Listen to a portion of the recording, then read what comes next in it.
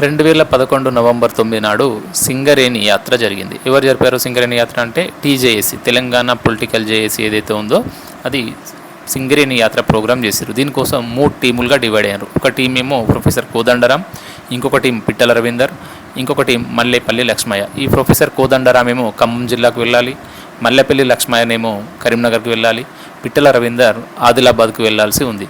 అయితే ప్రొఫెసర్ కోదండరాంని వీళ్ళు ఆలేరు దగ్గర అరెస్ట్ చేయడం జరిగింది పోలీసులు. అదేవిధంగా కరీంనగర్కి వస్తున్నటువంటి గోదర్కన్కి వస్తున్నటువంటి మన మల్లేపల్లి లక్ష్మయ్య గారిని సిరిసిల్ల దగ్గర పోలీసులు అరెస్ట్ చేస్తారు.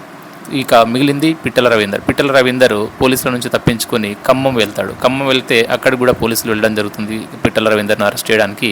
సో అక్కడ ఉన్నటువంటి ఎమ్మెల్యే ఎవరైతే ఉన్నారో కోనంనేని సాంబశివరావు వారిని అరెస్ట్ చేయకుండా చూడడం జరిగింది.